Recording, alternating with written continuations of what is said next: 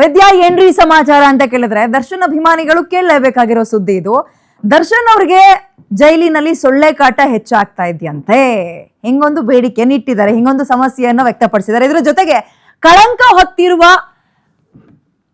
MLAಗೆ minister ಭಾಗ್ಯ ಕೊಡೋದು ಹೆಂಗೆ, ಸರಿನಾ, ಇದು ಸಾಧ್ಯನೇ ಇಲ್ಲ ಅಂತ ಬಿಜೆಪಿ ಅವರೆಲ್ಲ ಮತ್ತೆ ಗೋ ಅಂತ ಶುರು ಮಾಡಿದ್ದಾರೆ. ಸೊ ವಾಲ್ಮೀಕಿ ನಿಗಮ ಹಗರಣದಲ್ಲಿ ಸಚಿವ ಬಿ ನಾಗೇಂದ್ರ ಅವರ ತಲೆದಂಡ ಮತ್ತಾಗತ್ತಾ ಅಂತ, ಕೊಟ್ಟು ಕಿತ್ಕೊಳ್ತಾರ ವಾಪಸ್ ಅಂತ ಈಗ ಪ್ರಶ್ನೆ. ಯುವ ಸಬಲೀಕರಣ ಸಚಿವ ನಾಗೇಂದ್ರ ಅವರ ರೆಸಿಗ್ನೇಷನ್ ಪಡೆದೇ ತೀರ್ತೀವಿ ಅಂತ ಬಿಜೆಪಿ ಈಗ ಶಪಥ ಮಾಡ್ದಂಗೆ ಕಾಣಿಸ್ತಾ ಇದೆ. ಇಷ್ಟೇ ಅಲ್ಲ ರೀ, ಇದಕ್ಕೆ ರಣತಂತ್ರ ಕೂಡ ರೂಪಿಸ್ತಾ ಇದ್ದಾರೆ.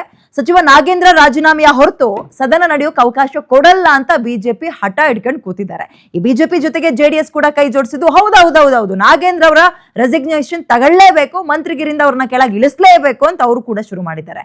ಈ ವಿಚಾರ DK ಶಿವಕುಮಾರ್ ಸರ್ಕಾರಕ್ಕೆ ಸದ್ಯಕ್ಕೆ ಅತಿ ದೊಡ್ಡ ಚಾಲೆಂಜ್ ಆಗಿ ಪರಿಣಮಿಸ್ತಾ ಇದೆ. ಇದನ್ನ ಹೇಗೆ ಫೇಸ್ ಮಾಡ್ತಾರೆ ಕಾಂಗ್ರೆಸ್ ಸರ್ಕಾರ ಅಥವಾ DK ಶಿವಕುಮಾರ್ ಸರ್ಕಾರ ಅನ್ನೋದು ಪ್ರಶ್ನೆ. ನೋಡಿ, ಇವತ್ತು ಪರಿಷತ್ ಕಲಾಪ ಶುರು ಆಗ್ತಾ ಇದ್ದಂತೆ ಬಿಜೆಪಿಯ ಶಾಸಕರು ಸದನದಲ್ಲಿ ಸಿಕ್ಕಾಪಟ್ಟೆ ಗದ್ದಲ ಎಬ್ಬಿಸ್ಬಿಟ್ರು. ವಿಚಾರ ಇಷ್ಟೇ, ನಾಗೇಂದ್ರ ರಾಜೀನಾಮೆ ಮೊದಲು ತಗೋಬೇಕು, ಉಳಿದಿದ್ದೇನಿದ್ರು ಕೂಡ ಆಮೇಲೆ ಅಂತ. ಸೊ ಮೊದಲು ನಾಗೇಂದ್ರ ರಾಜೀನಾಮೆ, ನಂತರ ಕಲಾಪ ಅಂತ ಸ್ಲೋಗನ್ ಅನ್ನ ಇಟ್ಕೊಂಡು ಜೋರಾಗಿ ಇವತ್ತು ಪ್ರತಿಭಟನೆ ಮಾಡ್ತಾ ಇದ್ರು. ನಾಗೇಂದ್ರ ವಿಚಾರದಲ್ಲಿ ಪರಿಷತ್ನಲ್ಲಿ ರೂಲಿಂಗ್ ಪಾರ್ಟಿ ಮತ್ತು ವಿಪಕ್ಷ ಮಧ್ಯ ಸಿಕ್ಕಾಪಟ್ಟೆ ಗದ್ದಲ ಗಲಾಟೆ ಎಲ್ಲವೂ ಆಯ್ತು. ಈ ಮಿನಿಸ್ಟರ್ ನಾಗೇಂದ್ರ ಇದಾರಲ್ಲ, ರಾಜೀನಾಮೆ ಕೊಡೋ ತನಕ ಕಲಾಪ ನಡಿಬಾರದು ಅಂತ ಬಿಜೆಪಿ ಅವರು ಹಠ ಹಿಡ್ಕೊಂಡು ಕೂತಿದ್ರು. ವಿಧಾನ ಪರಿಷತ್ ಪ್ರತಿಪಕ್ಷ ನಾಯಕ ಚಲವಾದಿ ನಾರಾಯಣ ಸ್ವಾಮಿ ಅವರು ನಾಗೇಂದ್ರ ಅವ್ರಿಗೆ ಕ್ಲೀನ್ ಚಿಟ್ಟೆ ಸಿಕ್ಕಿಲ್ಲ ಅಂತ ಆರೋಪ ಮಾಡಿದ್ರು. ಇದಕ್ಕೆ ಸಚಿವ ಪ್ರಿಯಾಂಕ್ ಖರ್ಗೆ ಕೌಂಟ್ರು ಕೊಟ್ರು, ನಾಗೇಂದ್ರ ಏನ್ ಅಪರಾಧಿ ಅಲ್ಲ, ಕೇವಲ ಆರೋಪ ಎದುರಿಸ್ತಾ ಇರುವ ವ್ಯಕ್ತಿ ಅಂತ ಕಾಂಗ್ರೆಸ್ ನಾಯಕರು ಅದನ್ನ ಸಮರ್ಥನೆ ಮಾಡ್ಕೊಂಡ್ರು. ಸೊ ಇದಕ್ ಕಡೆ ಫಸ್ಟ್ ಏನೇನ್ ಮಾತಾಡಿದ್ದಾರೆ ನೋಡೋಣ, ಆಮೇಲೆ ಉಳಿದಿರೋದ್ರ ಬಗ್ಗೆ ಚರ್ಚೆ ಮಾಡೋಣ ಅಲ್ವಾ. Have a look. ವಾಲ್ಮೀಕಿ ನಿಗಮದಲ್ಲಿ 187 ಕೋಟಿ ನುಂಗಿದ ವ್ಯಕ್ತಿಯನ್ನೇ ಇನ್ನೂ ನ್ಯಾಯಾಲಯದಲ್ಲಿ ಕೇಸ್ ಪೆಂಡಿಂಗ್ ಇರುವಾಗಲೇ ಅವರನ್ನ ಮತ್ತೆ ಮಂತ್ರಿಮಂಡಲಕ್ಕೆ ತೆಗೆದುಕೊಂಡಿರೋದ್ರಲ್ಲಿ ಆ ಹಣ ನುಂಗಿದ್ದು ಸರ್ಕಾರ ಮತ್ತು ಕಾಂಗ್ರೆಸ್ ಪಾರ್ಟಿ ನುಂಗಿದ ಪಾಪಕ್ಕೆ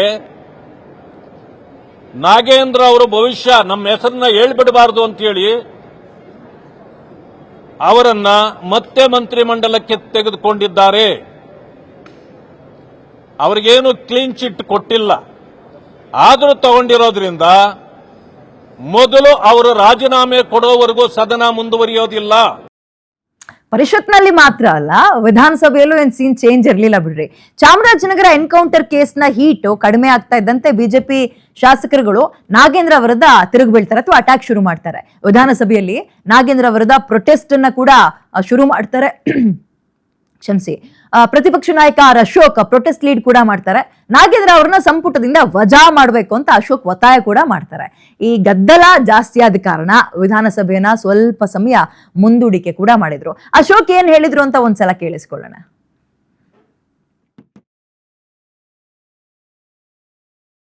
ಕಾರಣ ನಾಗೇಂದ್ರ ಅವರು ಖಜಾನೆಯ 187 ಕೋಟಿ ರೂಪಾಯಿ ಹಣವನ್ನು ಖಜಾನೆಗೆ ಲಗ್ಗೆ ಇಟ್ಟು ಲೂಟಿ ಹೊಡ್ಕೊಂಡು ಆಂಧ್ರಕ್ಕೆ ತಗೊಂಡೋಗಿ ಅವರ ಲೋಕಸಭಾ ಚುನಾವಣೆ ಎಲೆಕ್ಷನ್ಗೆ ಖರ್ಚು ಮಾಡಿದ್ದಾರೆ. ಈಗಾಗಲೇ CBI, ED, SIT ಎಲ್ಲನೂ ಕೂಡ ಅವರು 3 CBI ಚಾರ್ಜ್ ಶೀಟಲ್ಲಿ 3 ಕೇಸಲ್ಲೂ ಅವರು ಕೂಡ A1 ಅವರು ಸೂತ್ರಧಾರಿ ಅಂತ ಹಾಕಿದ್ದಾರೆ.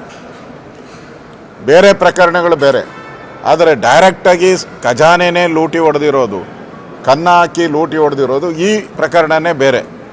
ಅದನ್ನು ಬೇರೆ ಪ್ರಕರಣಕ್ಕೆ ಹೋಲ್ಸೋಕ್ಕೆ ಸಾಧ್ಯನೇ ಇಲ್ಲ. ಆ ದೃಷ್ಟಿಯಲ್ಲಿ ಇಟ್ಕೊಂಡು ನಾವು ಸರ್ಕಾರನ ಕೇಳೋವಂಥದ್ದು, ಅಧಿವೇಶನದಲ್ಲಿ ಈ ಒಂದು ಅಧಿವೇಶನದಲ್ಲಿ ಸಿದ್ದರಾಮಯ್ಯನವರು ಇವರ ರಾಜೀನಾಮೆಯನ್ನು ಪಡೆದರು. ಯಾಕೆ ಲೂಟಿ ಹೊಡೆದಿದ್ದಾರೆ ಅಂತ ರಾಜೀನಾಮೆ ಪಡೆದರು. ಈಗ ಯಾವ ಕಾರಣಕ್ಕೆ ಅವ್ರನ್ನ ವಾಪಸ್ ತಗೊಂಡಿದ್ದೀರಾ ಹೇಳ್ಬೇಕಲ್ಲ ಜನಕ್ಕೆ.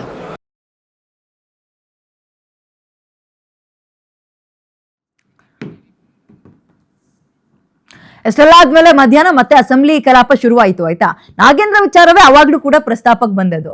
ನಾಗೇಂದ್ರ 187 ಕೋಟಿ ಲೂಟಿ ಮಾಡಿರೋದು ಅಂತ ಅಶೋಕ್ ಮತ್ತೆ ಆರೋಪ ಮಾಡಿದ್ರು.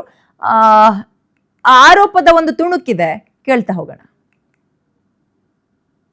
ಅಂತ ಉತ್ತರ ಪ್ರಮೇಯ ನಮಗೆ ಬಂದಿಲ್ಲ. ತಗೊಳ್ಳಿ ರಾಜೀನಾಮೆ ಪಕ್ಷದವ್ರದ್ದು. ಅವ್ರು ರಾಜೀನಾಮೆ ನಿಮ್ದು ನೋಟಿಸ್ ಕೊಡಿ ಚರ್ಚೆ ಮಾಡ್ಬೇಕಾದ್ರೆ. ಅಧ್ಯಕ್ಷರೇ, ಈಗ ಈ ಮಂತ್ರಿಯನ್ನ ರಾಜೀನಾಮೆಯನ್ನ ಇದೇ ಸದನದಲ್ಲಿ ಸಿದ್ದರಾಮಯ್ಯನವರು ತಗೊಂಡಿದ್ದಾರೆ. ಇದೇ ಸದನದಲ್ಲಿ ಸಿದ್ದರಾಮಯ್ಯನವರು ಮಂತ್ರಿ ರಾಜೀನಾಮೆ ಹಣ 187 ಕೋಟಿ ಲೂಟಿ ಆಗಿರೋದು ಈ ಸದನದಲ್ಲಿ ಒಪ್ಪಿಗೆ ಆಗಿದೆ. ಅದಾದ್ಮೇಲೆ ರಾಜೀನಾಮೆ ಕೊಟ್ಟರು, ಒಪ್ಕೊಂಡಿದ್ದಾರೆ.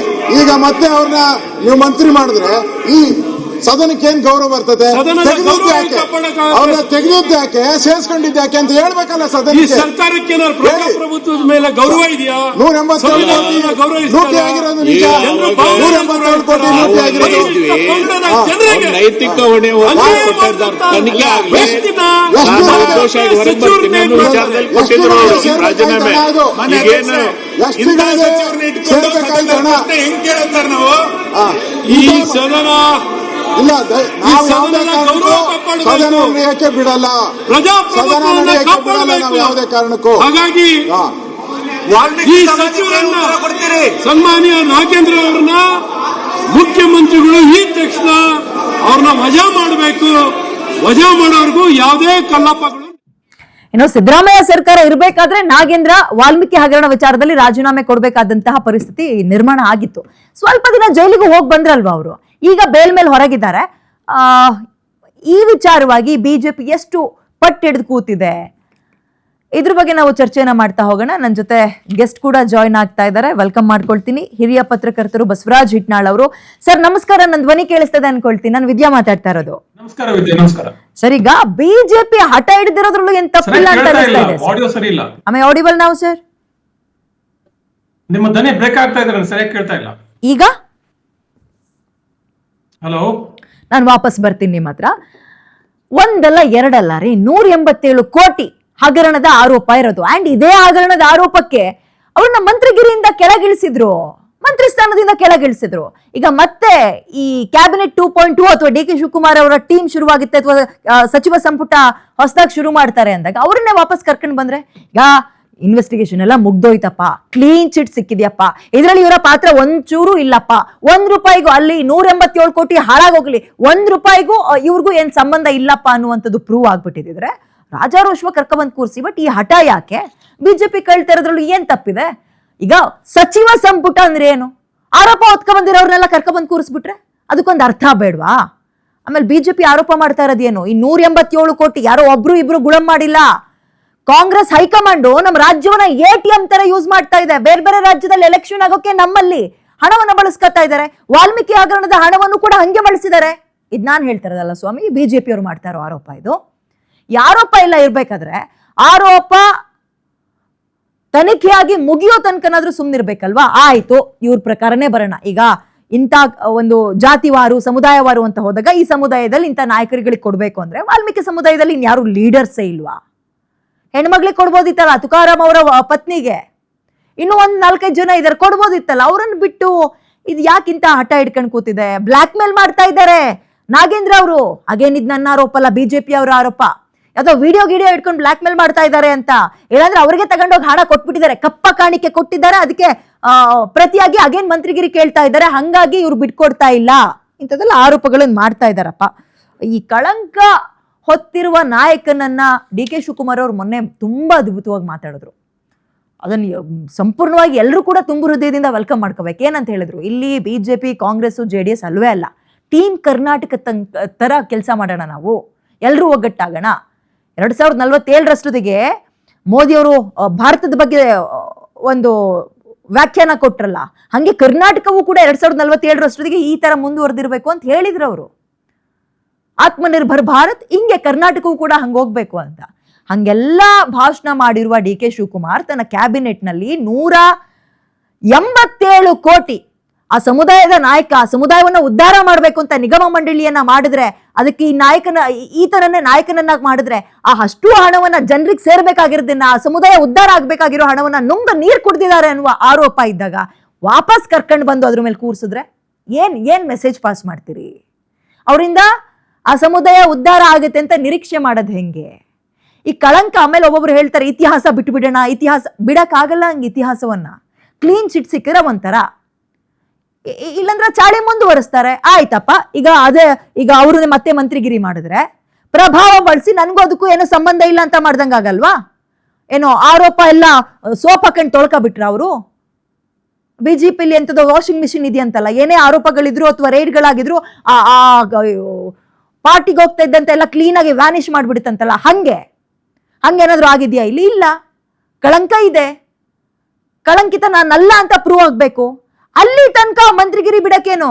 ಅಂಡ್ ಮಂತ್ರಿಗಿರಿಯಿಂದ ಕೆಳಗಿಳಿಸಿದ ಈ ವಿಚಾರಕ್ಕಲ್ವಾ ಬಿಜೆಪಿ ಕೇಳ್ತಾರದ್ರ ಅರ್ಥ ಇದೆ. ಅವ್ರಿಗೂ ಅಪರಾಧಿ ಅಲ್ಲ, ಆರೋಪ ಅಷ್ಟೇ ಇರೋದು. ಆರೋಪ ಏನ್ ಚಿಕ್ಕ ಪುಟ್ಟದ ಸ್ವಾಮಿ? ಗೃಹ ಸಚಿವರು ಹೇಳ್ತಾರೆ ಪ್ರಿಯಾಂಕ್ ಖರ್ಗೆ ಅವರು, ಬರೀ ಆರೋಪ ಇರೋದು. ಬರೀ ಆರೋಪ ಅಂತೀರಾ? ಇಡೀ ಒಂದು ನಿಗಮದ ದುಡ್ಡನ್ನ ನುಂಗ್ ನೀರು ಕುಡ್ದಿದ್ದಾರೆ ಸಮುದಾಯವನ್ನ ಉದ್ಧಾರ ಮಾಡಿ ಅಂತ ಅಂದಾಗ ಉತ್ತರ ಕೊಡ್ಬೇಕಾಗತ್ತೆ. ಅಥವಾ ನಿಮ್ಮಲ್ಲಿ ಬೇರೆ ಯಾರು ಸಿಗ್ಲೇ ಇಲ್ವಾ ಮಂತ್ರಿಗಳು ಆ ಭಾಗ್ಯದಲ್ಲಿ, ಸಾರಿ ಆ ಒಂದು ಸಮುದಾಯದಲ್ಲಿ? ಬಸವರಾಜ್ ಹಿಟ್ನಾಳ್ ಅವರು ಮತ್ತೆ ಜೂಮ್ ಲೈವ್ ಜಾಯ್ನ್ ಆಗಿದ್ದಾರೆ. ಸರ್, ಅಮ್ಮ ಆಡಿಬಲ್ ನಾ? ಸರ್, ಈಗ ಬಿಜೆಪಿ ಕೇಳ್ತಾ ಇರೋದ್ರಲ್ಲಿ ನನ್ಗಂತೂ ತಪ್ಪು ಕಾಣಿಸ್ತಾ ಇಲ್ಲ. ಕಳಂಕ ಹೋದ್ಮೇಲೆ ಕರ್ಕೊಂಬಂದ್ ಒಳ ಕೂರಿಸ್ಕೊಂಡ್ರೆ ಆಯ್ತಪ್ಪ. ಇದ್ಯಾಕೆ ಸರ್ ಇಂತ ಹಠ? ಇಲ್ಲ, ಇದು ತಪ್ಪಲ್ವೇ ಅಲ್ಲ. ಯಾಕಂದ್ರೆ ಇದನ್ನ ನಾವು ಚರ್ಚೆ ಕೂಡ ಮಾಡಿದ್ವಿ. ಮೊದಲ ದಿನ it was a wrong decision. ಹೌದು, ನಾಗೇಂದ್ರ ಅವ್ರನ್ನ ಸಂಪುಟ ಪಟ್ಟಿಯಲ್ಲಿ ಯಾರು ಸೇರಿಸಿದ್ರು ಅವರೇ ತಪ್ಪು ಮಾಡಿದ್ದಾರೆ ಇದನ್ನ. ಯಾಕಂದ್ರೆ ನೀವು ಸದನದಲ್ಲಿ ಒಪ್ಪಿಕೊಂಡಾಗಿದೆ, ಮತ್ತೆ ಒಪ್ಪಿಕೊಂಡು ತಪ್ಪೊಪ್ಪಿಗೆ ಒಪ್ಪಿಕೊಂಡು ನಾಗೇಂದ್ರ ಅವರೇ ರಾಜೀನಾಮೆ ಕೊಟ್ಟಿದ್ದಾರೆ ಈ ಪ್ರಕರಣದಲ್ಲಿ. ಆ ಪ್ರಕರಣದ ಬಗೆಹರಿಯದೇನೆ, ಆ ತನಿಖೆ ಮುಗಿಯದೆ ಇವರಿಗೆ ಒಂದು ನಿರ್ದೋಷಿ ಅಂತ ಒಂದು ತೀರ್ಪು ಬರದೇ ಹೊರತು ಯಾಕೆ ಸಂಪುಟ ತಗೊಂಡ್ಬಿಟ್ರಿ? ಯಾಕೆ ಅಷ್ಟು ಕಡಿಮೆ ಇದಾರೆ ನಿಮ್ಮಲ್ಲಿ ಮಂತ್ರಿಗಳ ಆಗುವಂತ ಅರ್ಹತೆ ಇದ್ದವರು ಕಾಂಗ್ರೆಸ್ ಪಕ್ಷದಲ್ಲಿ? 140 ಶಾಸಕರು ಇರುವಂತ ಪಕ್ಷದಲ್ಲಿ ಮಂತ್ರಿ ಆಗಕ್ಕೆ ಬೇರೆ ಯಾರು ಯೋಗ್ಯರು ಇಲ್ವೇ ಇಲ್ವಾ? ಕರೆಕ್ಟ್. ಈಗ ನನಗೆ ಅನೇಕ ಯೋಗ್ಯರಿಗೆ ಮಂತ್ರಿಗಿರಿ ಸಿಕ್ಕಿಲ್ಲ ಅಂತ ಅಲ್ಲಿ ಈಗಾಗಲೇ ಭಿನ್ನಾಭಿಪ್ರಾಯ ಇದೆ. ದಿನೇಶ್ ಗುಂಡೂರಾವ್ ಮಾತಾಡ್ತಿದ್ದಾರೆ, ಕೃಷ್ಣಪ್ಪ ಮಾತಾಡ್ತಿದ್ದಾರೆ, HK ಪಾಟೀಲ್ ಮಾತಾಡ್ತಿದ್ದಾರೆ. ಇಷ್ಟೆಲ್ಲ ಇರುವಾಗ ನೀವು ಇಷ್ಟು ದೊಡ್ಡ ಆರೋಪನ ಹೊತ್ತಂತ ನಾಗೇಂದ್ರ ಅವರನ್ನ ಯಾಕೆ ಸೇರಿಸ್ಕೊಂಡ್ರಿ? ಸಹಜ ಪ್ರಶ್ನೆ ಇದು. ಯಾಕಂದ್ರೆ ಸದನಕ್ಕೂ ಒಂದು ಗೌರವ ಇರ್ತದೆ, ಮತ್ತೆ ಸದನದ ಗೌರವ ಎಲ್ಲ ಬಿಡಿ, ಜನರಿಗೆ ಕಾಮನ್ ಸೆನ್ಸೇ ಇಲ್ಲ ಅಂತಂಗ ಆಯ್ತಲ್ಲ ಈಗ. ಹೌದು ಹೌದು ಹೌದು. ಯಾರ ಮೇಲೆ ಆರೋಪ ಇಲ್ಲ ಏನ ಅದ್ರಂಗಾದ್ರೆ ಅದೇ ಇಟ್ ಡಸಂಟ್ ಮ್ಯಾಟರ್. ಅಲ್ಲ ಸರ್, ಅವ್ರು ಹೇಳ್ತಾ ಇರೋದು, ಪ್ರಿಯಾಂಕ್ ಖರ್ಗೆ ಅವ್ರು ಹೇಳೋದು ಸರ್, ಅವ್ರೇನ್ ಅಪರಾಧಿ ಅಂತ ಪ್ರೂವ್ ಆಗಿದ್ಯಾ, ಆರೋಪ ಇರೋದಪ್ಪ ಅಂತಾರೆ. ಅಲ್ಲ ರೀ, ನಾನು ಹೇಳೋದು ಇದು ಬಿಡಿ. ದೊಡ್ಡದಾಗಿ ಇದೇ ಬಿಜೆಪಿ ಅವರು ಗಲಿ ಗಲಿ ಮೇ ಶೋರ್ ಹೇ ರಾಜೀವ್ ಗಾಂಧಿ ಚೋರ್ ಹೇ ಅಂತ ಅಂದ್ರಲ್ಲ, ಬೋಫೋರ್ಸ್ ಹಗರಣ. ಬೋಫೋರ್ಸ್ ವಿಚಾರದಲ್ಲಿ ರಾಜೀವ್ ಗಾಂಧಿ ಖುಲಾಸೆ ಆಗಿದ್ದಾರೆ. ಅವ್ರು ತೀರ್ಕೊಂಡು ಹೋದ್ಮೇಲೆ ಅವ್ರ ಸಹಾಯವರ್ಗು ಅದೊಂದು ಅವ್ರ ಮೇಲೆ ಕಳಂಕ ಇತ್ತು. ಅವರು ಅದೇ ಕಾರಣ ಸರ್ಕಾರ ಕಳ್ಕೊಂಡ್ರು. ಹೀಗೆಲ್ಲ ಇರುವಾಗ ಕೇವಲ ಆರೋಪ ಇದೆ ಅಂದ್ರೆ ಏನಾದ್ರ ಅರ್ಥ? ಯಾರೋ ಆರೋಪ ಮಾಡಿ ಸುಮ್ನೆ ಕೂತಿಲ್ಲ, ನೀವು ಒಪ್ಕೊಂಡಿದ್ದೀರಿ, ಸದನದಲ್ಲಿ ಒಪ್ಪಿದಿರಿ ನೀವು ಇಷ್ಟ ಆಗಿದೆ ಅಂತ ಹೇಳಿ. ಹಾಗಿರುವಾಗ ಯಾಕೆ ನೀವು on what basis can you trust him? ಒಬ್ಬ ಮಂತ್ರಿಯನ್ನ, ಈ ನಾಗೇಂದ್ರ ಅನ್ನೋ ವ್ಯಕ್ತಿಯನ್ನ ಯಾವ ಆಧಾರದ ಮೇಲೆ ನೀವು ವಿಶ್ವಾಸ ಇಟ್ರಿ? ಇನ್ನೊಂದು ಸಂಪುಟವನ್ನ, ಇನ್ನೊಂದು ಖಾತೆಯನ್ನು ನಿಭಾಯಿಸಬಲ್ರಿ ಇವರು, ಯಾವುದೇ ಭ್ರಷ್ಟಾಚಾರ ಇಲ್ಲದೆ ಅಂತ ಯಾವ ಆಧಾರದ ಮೇಲೆ ನಂಬಿಕೆ ಬಂತು ನಿಮ್ಗೆ? ಸರ್, ಈಗ ಪ್ರಶ್ನೆ, ಈ ಮೊಂಡು ಹಠಕ್ಕೆ ಯಾಕೆ ಕಾಂಗ್ರೆಸ್ ಬಿದ್ದಿದೆ? ಬಿಜೆಪಿ ಅವರು ಒಂದು ಆರೋಪ ಮಾಡ್ತಾ ಇದಾರೆ, ಬ್ಲಾಕ್ ಮೇಲ್ ಮಾಡ್ತಾ ಇದಾರೆ ಹೈಕಮಾಂಡ್ಗೆ, ಅವರು ಯಾವ್ದೋ ವಿಡಿಯೋ ಇಟ್ಕೊಂಡು ಅಂತ ಬ್ಲಾಕ್ ಮೇಲ್ ಬಿದ್ದು ಬಿಟ್ಟಿದ್ದಾರೆ ಅಂತ. ಹಲೋ, ಮತ್ತೆ ಕನೆಕ್ಟ್ ಮಾಡ್ರಿ, ಸ್ವಲ್ಪ ಇಶ್ಯೂಸ್ ಇದೆ ಸರ್. ನಾನು ವಾಪಸ್ ಬರ್ತೀನಿ ನಿಮ್ಮ ಹತ್ರ. ಯಾವ ವ್ಯಕ್ತಿ ಆರೋಪವನ್ನ ಹೊತ್ಕೊಂಡು ಅವ್ರ ಮಂತ್ರಿ ಆಗಿದ್ದಾಗ್ಲೇ ಆರೋಪ ಕೇಳುವಂತ, ಒಂದಲ್ಲ ಎರಡಲ್ಲ ರೀ, 187 ಕೋಟಿ ಅಂಡ್ ಅವರದ್ದೇ ಸಮುದಾಯವನ್ನ ಉದ್ಧಾರ ಮಾಡ್ಬೇಕು ಅಂತಿದ್ದ ನಿಗಮ ಮಂಡಳಿ, ಸಮುದಾಯದ ಜನರನ್ನ, ಆ ದುಡ್ಡನ್ನ ಅಷ್ಟನ್ನು ನುಂಗು ನೀರ್ ಕುಡ್ದಿದ್ದಾರೆ, ಯಾರ್ಯಾರಿಗೋ ಹಂಚು ಬಿಟ್ಟಿದ್ದಾರೆ, ಬೇಕಾಬಿಟ್ಟಿ ATM ತರ ಬಳಸ್ಕೊಬಿಟ್ಟಿದ್ದಾರೆ ನಮ್ಮ ರಾಜ್ಯದ ಹಣವನ್ನ, ನಮ್ಮ ರಾಜ್ಯದಲ್ಲಿ ಒಂದು ಸಮುದಾಯದ ನಿಗಮದ ಹಣವನ್ನ ಅಂತೆಲ್ಲ ಅಂದಾಗ ಅದಕ್ಕೆ ತಕ್ಕಂತೆ ಅವತ್ತು ನೀವು ರಾಜೀನಾಮೆ ಕೊಡ್ಸಿದಿರಿ, ಈ ವ್ಯಕ್ತಿ ಹತ್ರ ಕೊಡ್ಸಿದಿರಿ. ತನಿಖೆ ಆಗ್ತಾ ಇದೆಯಾ? ಖಂಡಿತವಾಗ್ಲೂ ಆಗ್ತಾ ಇದೆ. ತನಿಖೆ ಆಗಬೇಕಾದ್ರೆ ತನಿಖೆ ಸಂಪೂರ್ಣ ಆಗದೆ ಇವ್ರು ನಿರ್ದೋಷಿ ಅಂತ ಗೊತ್ತಾಗ್ದಲೆ ಮತ್ತೆ ಇವ್ರನ್ನ ಕರ್ಕೊಂಡ್ಬಂದು ಕ್ಯಾಬಿನೆಟ್ ಒಳಗೆ ಕೂರಿಸ್ತೀರಿ ಅಂದ್ರೆ ಏನ್ ಮೆಸೇಜ್ ಪಾಸ್ ಮಾಡ್ತಾ ಇದ್ದೀರಾ ನೀವು? ಮತ್ತೆ ಓಕೆ, ಬಸವರಾಜ್ ಹಿಟ್ನಾಳ್ ಸರ್ ಈಗ ಜೂಮ್ ಲೈವ್ ಅಲ್ಲ, ಫೋನು ಕನೆಕ್ಟ್ ಆಗಿದ್ದಾರೆ. ಸರ್, ಈಗ ಇಂಥ ಮೊಂಡ್ ಹಠ ಯಾಕೆ? ಕಳಂಕವನ್ನ ಹೊತ್ತಿರೋರೇ ಬೇಕು, ಈ ಸಮುದಾಯದಲ್ಲಿ ಬೇರೆ ಯಾರು ಇಲ್ವಾ? ಹಂಗಂದ್ರೆ ಕಾಂಗ್ರೆಸ್ ನಲ್ಲಿ ಇಲ್ವೇ ಇಲ್ಲಪ್ಪ ಸಮುದಾಯದ ಲೀಡರ್ಸ್ಗಳು ಅಂದ್ರೆ, ಹೋಗ್ಲಿ ಅತ್ಲಗೆ ಅಂತ ಒಪ್ಕೋಬಹುದಿತ್ತೇನೋ ಇದನ್ನ. ಬೇರೆಯವರು ಇದ್ದಾರೆ, ಕಾಯ್ತಾ ಇದ್ದಾರೆ, ರೇಸ್ ನಲ್ಲಿ ಇದ್ದಾರೆ, ಹೆಣ್ಮಕ್ಳಿಗೆ ಕೊಟ್ಟಿಲ್ಲ ಅನ್ನುವ ಆರೋಪ ಇದೆ ಕ್ಯಾಬಿನೆಟ್ ನಲ್ಲಿ. ಇನ್ನೂ ಒಂದಷ್ಟು ಜನ ನಮ್ಮ ಎಕ್ಸ್ಪೀರಿಯನ್ಸ್ ನ ನೀವು ಕನ್ಸಿಡರ್ ಮಾಡಿಲ್ಲ ಅಂತ ಆರೋಪ ಇದೆ. ಅದನ್ನ ಬಿಟ್ಟು 187 ಕೋಟಿ ನುಂಗು ನೀರು ಕುಡ್ದಿದ್ದಾರೆ, ಬೇರೆ ರಾಜ್ಯದ ಎಲೆಕ್ಷನ್ ಗಳಿಗೆ ನಮ್ಮ ಹಣವನ್ನ ಹಾಕಿದ್ದಾರೆ ಅನ್ನೋ ಆರೋಪವನ್ನ ಒತ್ಕೊಂಡಿರೋರಿಗೆ ಕರ್ಕೊಂಡ್ಬಂದು ಕೂರಿಸ್ತೀರಾ ಅಂದ್ರೆ ಕಾಂಗ್ರೆಸ್ ಏನ್ ಮೆಸೇಜ್ ಪಾಸ್ ಮಾಡ್ತಾ ಇದೆ ಜನರಿಗೆ? ಜನರನ್ನ ಟೇಕನ್ ಫಾರ್ ಗ್ರಾಂಟೆಡ್ ಅಂತ ಅನ್ಸುತ್ತೆ ಅಷ್ಟೇ ಈ ತರದ ವರ್ಕ್ ನೋಡಿದ್ರೆ. ಯಾಕಂದ್ರೆ ನಾಗೇಂದ್ರ ಅವ್ರಿಗೆ ಅರ್ಥ ಆಗೋದಿಲ್ಲ ಅಂತಲ್ಲ, ಸಿದ್ದರಾಮಯ್ಯ ಅವ್ರಿಗೆ ಅರ್ಥ ಆಗೋದಿಲ್ಲ ಅಂತಲ್ಲ, ಡಿ ಕೆ ಶಿವಕುಮಾರ್ ಅರ್ಥ ಆಗೋದಿಲ್ಲ ಅಂತಲ್ಲ, ಅಥವಾ ಬಿ ಕೆ ಹರಿಪ್ರಸಾದ್ ಅರ್ಥ ಆಗೋದಿಲ್ಲ ಅಂತಲ್ಲ. ಆದ್ರೆ ಏನೋ ಅನಿವಾರ್ಯತೆ, ರಾಜಕೀಯ ಅನಿವಾರ್ಯತೆಗಳು ಇರ್ತವೆ. ಯಾರೋ ಗಾಡ್ ಫಾದರ್ ಇರ್ತಾರೆ, ಏನೋ ಒಂದು ಅನಿವಾರ್ಯತೆಗಳು ಇರ್ತವೆ. ಹೀಗಾಗಿ ಈ ತರದ್ದು ಮಾಡ್ತಾರೆ. ಈ ತರ ಮಾಡುವಾಗ ನಮ್ಮ ಕ್ರಿಯೆಗಳು, ನಮ್ಮ ನಡೆಗಳು ಜನರ ಕಣ್ಣಲ್ಲಿ ಹೇಗೆ ಕಾಣ್ತದೆ ಅನ್ನೋದನ್ನ ಇವರು ಮರೆತು ಬಿಡ್ತಾರೆ. ಈಗ ನೀವು ಎಷ್ಟೇ ಮಾಡ್ರಿ, ಡಿ ಕೆ ಶಿವಕುಮಾರ್ ಸರ್ಕಾರ ಎಷ್ಟೇ ದೊಡ್ಡ ದೊಡ್ಡ ಕೆಲಸಗಳನ್ನ ಮಾಡಿ, ಕೊನೆಗೆ ಇದೊಂದು ಕಳಕ ಉಳಿದ್ ಬಿಡ್ತದಲ್ವಾ? ಈಗ ಇದೊಂದು ಕಳಕ ಉಳಿದ್ ಬಿಡ್ತದೆ. ಯಾಕಂದ್ರೆ ಎಲ್ಲಿಯೂ ಕೂಡ ನೀವು ನಾಳೆ ಹೋಗಿ ರಾಹುಲ್ ಗಾಂಧಿ ದೆಹಲಿಯಲ್ಲಿ ನಾವು ಪತ್ರಕರ್ತರ ಕೇಳಿ, ಅವ್ರಿಗೂ ಕೂಡ ಇದನ್ನ ಸಮರ್ಥನೆ ಮಾಡ್ಕೋಕ್ ಆಗೋದಿಲ್ಲ. ನಮ್ಮ ದೆಹಲಿ ಪ್ರತಿನಿಧಿ ಯಾರು ಹೋಗಿ ಈ ಬಗ್ಗೆ ವಿಚಾರ ಮಾಡಿದ್ರೆ D can not justified.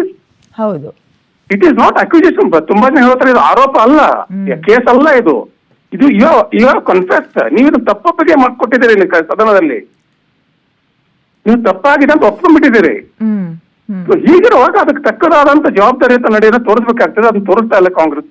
I don't know in coming days what will happen. ಇದು ಇನ್ನೂ ಕೂಡ ವಿರೋಧ ಪಕ್ಷಗಳು ಹಠಪಟ್ಟಿಗೆ ಬಿದ್ದು ಇದನ್ನು ಮುಂದುವರಿಸಿದ್ರೆ ಕಾಂಗ್ರೆಸ್ಗೆ ಇನ್ನೂ ಹೆಚ್ಚಿನ ಮುಖಭಂಗ ಆಗೋದ್ರಲ್ಲಿ ಯಾವುದೂ ಸಂಶಯನೂ ಇಲ್ಲ. ಈ ವ್ಯಕ್ತಿ ಏನಾದ್ರು ಬ್ಲಾಕ್ ಮೇಲ್ ಏನಾದ್ರು ಮಾಡ್ತಾ ಇದಾರಾ? ಈ ಆರೋಪ ಮಾಡ್ತಾ ಇದಾರೆ ಸರ್ ಬಿಜೆಪಿ ಅವರು, ನಾನಲ್ಲ, ಏನೋ ವಿಡಿಯೋ ಇಟ್ಕೊಂಡು ಬ್ಲಾಕ್ ಮೇಲ್ ಮಾಡ್ತಾ ಇದಾರೆ ಅಂತ. ಈ ಬ್ಲಾಕ್ ಮೇಲ್ ಈಗ ರಾಜಕೀಯದಲ್ಲಿ ಬಹಳ ಸಾಮಾನ್ಯ ಆಗ್ಬಿಟ್ಟಿದೆ ಅನ್ಕೋಬೇಕಷ್ಟೇ. ಯಾಕಂದ್ರೆ ಅವರ ಪರಿಸ್ಥಿತಿ ಬಂದಾಗ ಇವ್ರ ಪರಿಸ್ಥಿತಿ ಬಂದಾಗ ಅವರು ಮಾತಾಡ್ತಾನೆ ಇರ್ತಾರೆ, ಬ್ಲಾಕ್ ಮೇಲ್ ಮಾಡ್ತಿದ್ದಾರೆ ಹಾಗೆ ಹೀಗೆ ಅಂತ ಹೇಳಿ. But unless there is an evidence, ಒಬ್ಬ ಪತ್ರಕರ್ತನಾಗಿ ನಾನು ಅದರ ಬಗ್ಗೆ ಸರಿಯಾದ ಸಾಕ್ಷಿ ಪುರಾವಿಲ್ದೇನೆ ಅವ್ರ ರಾಜಕೀಯ ಆರೋಪಗಳಿಗೆ ನಾನು ಪುಷ್ಟಿ ಕೊಡಕ್ ಆಗೋದಿಲ್ಲ. ಬಟ್ ಎನಿವೇ ಆ ಸಂದರ್ಭ ಅಂತೂ ಇದೆ. ಬ್ಲಾಕ್ ಮೇಲು ಇತ್ಯಾದಿ ಅದು ರಾಜಕೀಯ, ಇದು ಇತ್ತೀಚೆಗೆ ಅದು ರಾಜಕೀಯ ಸಂಸ್ಕೃತಿ ಭಾಗ ಆಗಿಬಿಟ್ಟಿದೆ. ಬಹಳ ದೊಡ್ಡ ದುರಂತ ಅದು. It has bit. ಓಕೆ, ಮತ್ತೆ ಸಂಪರ್ಕ ಸಾಧ್ಯ ಆಗ್ತಾ ಇಲ್ಲ, ದಟ್ಸ್ ಫೈನ್.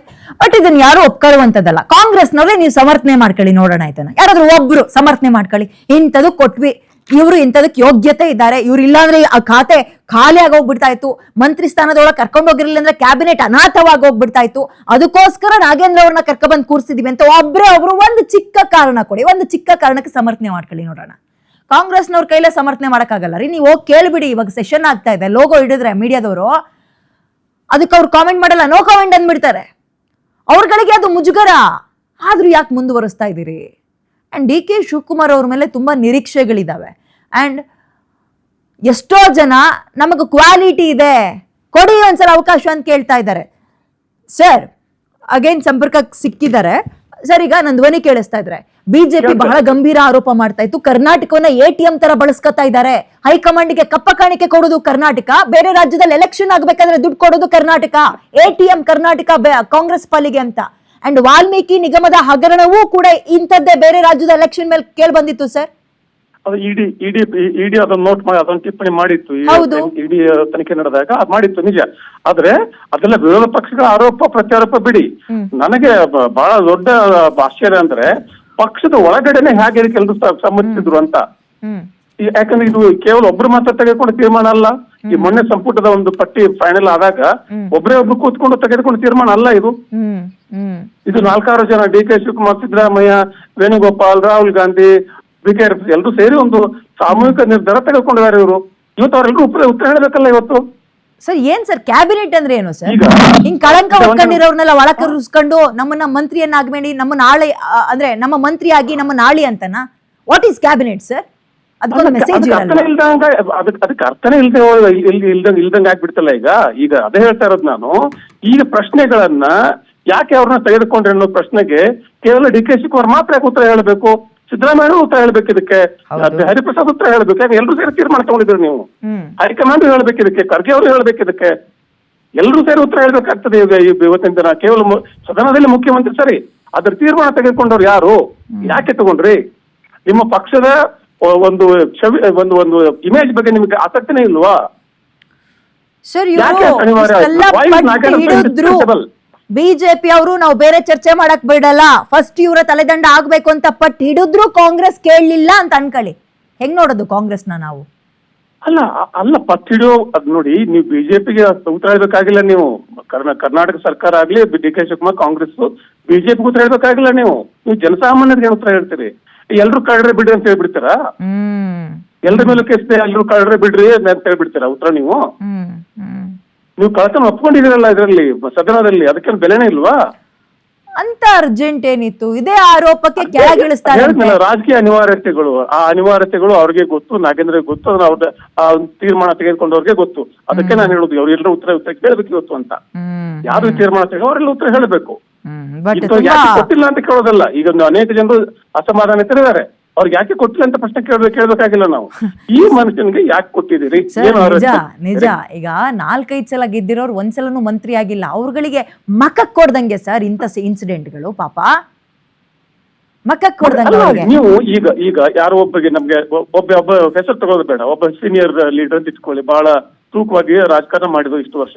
ಅವ್ರು ಏನಂತ ಮುಖ ತೋರ್ಸಕ್ ಜನಕ್ಕೆ ಹೋಗಿ, ಈಗ ನಾಗೇಂದ್ರ ಕೊಟ್ಟಿದ್ರೆ ನನಗೆ ಕೊಟ್ಟಿಲ್ಲ ಅಂತ ಹೇಳಿದ್ರೆ ಏನ್ ಮುಖ ತೋರಿಸ್ತಾರೆ ಅವ್ರು ಹೇಳಿ? ಅದೇ ನಾಗೇಂದ್ರ ಮಂತ್ರಿ ಆಗಿದ್ರೆ ನಾನು ಮಾಡ್ಲಿಲ್ಲಪ್ಪ ಪಕ್ಷದಲ್ಲಿ ಅಂತ ಏನ್ ಹೇಳ್ಕೊತಾರೆ ಅವರು?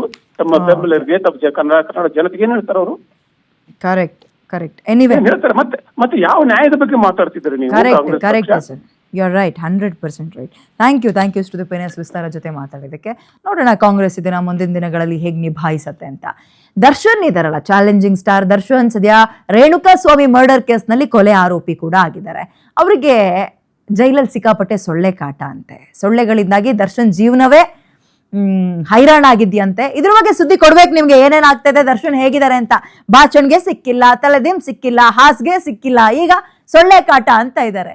ಜೈಲು ಏನಾಗಿದೆ, ಯಾರನ್ನ ಹೇಗೆ ನಡೆಸ್ಕೊಳ್ತಾ ಇದೆ, ಇದ್ರ ಬಗ್ಗೆ ನೀವು ಕೂಡ ಕರೆ ಮಾಡ್ಬೋದು, ಮಾತಾಡ್ಬೋದು, ನಿಮ್ಮ ಅಭಿಪ್ರಾಯವನ್ನು ಹಂಚ್ಕೊಳ್ಳಿ. ಅದಕ್ಕಿಂತ ಮುಂಚೆ ಒಂದು ಚಿಕ್ಕ ಬ್ರೇಕ್ ತಗೊಂಡು ವಾಪಸ್ ಹೀಗೋಗಿ ಬೇಗ ಬಂದ್ಬಿಡ್ತೀನಿ. ಕಾಯ್ತಾ ಇರಿ, ಎಲ್ಲೂ ಹೋಗದೆ.